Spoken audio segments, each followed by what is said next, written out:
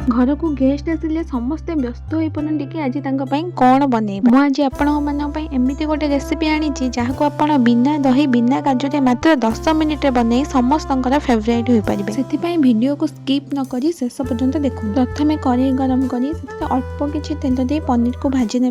पनीर भाजी हो गला पनीर को गोटे जगह को काढ़ी सेम कड़ाई किसी अदा और रसुण कटा देदबा। एबे से देबा गोटे बड़ साइज कैप्सिकम आ दुईटी बड़ साइज पियाज। मन रखिए पियाज आ कैप्सिकम को एमती बड़ बड़ क्यूब साइज काटिया द्वारा लुक बहुत भल आसी थाए। पियाज और कैप्सिकम गुड़िक गोल्डन ब्राउन है पर्यंत भाजी गोटे प्लेट को काढ़ीदेवे।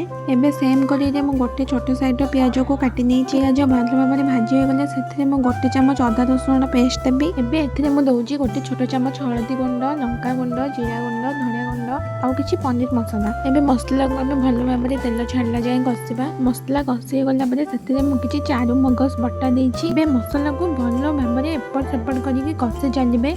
मसलार तेल छाड़ी गला परे सेथिरे मु भाजी रखिथिबा पियाज आउ कैप्सिकम भजा देइछि। तासह गोटे बड़ साइज टमाटो को मध्य काटी देइछि। एबे परिबा को मसला सह किछि समय पई सेथिरे अल्प पानी देई ताको गोळेई नबा। एबे सेथिरे स्वाद अनुसार किछि लूण दे देबे। एबे ग्रेवी को किछि समय पई फुटाइबा। ग्रेवी भल भाव फुटी गला परे आगरो भाजी रखिथिबा पनीर को सेथिरे देई किछि समय गोळेइबे। देखंतु हम तरकारी हेई सारला परे आपण एहा ऊपर बटर आउ कस्तूरी मेथी मध्य देई पारे। देले तरकारी फ्लेवर 2 गुणा हो किंतु जेहेतु मो पाखे कम समय ये सब अवेलेबल नथिला से मैं सब दे पारिनी। एबे रेडी हो गला मात्र 10 मिनिट रे पूरा बिल्कुल घरोई मसला रे प्रस्तुत पनीर रेसिपी। घर को गेस्ट आसिले बिल्कुल भी कंफ्यूज न होई सेमानको निश्चय थरे ए पनीर रेसिपी खाइबा को दियंतु। आपनको जदी सुपर फास्ट पनीर रेसिपी भल लागि थाए ताहेले कमेंट रे निश्चय पनीर लवर बोली लिखंतु। आ लाइक शेयर सब्सक्राइब करबा को बिल्कुल भी भूलिबेनी। आपण मानको सपोर्ट रे मो मोटिवेशन डबल हो सब बेले चेष्टा करबे आपण मानक पई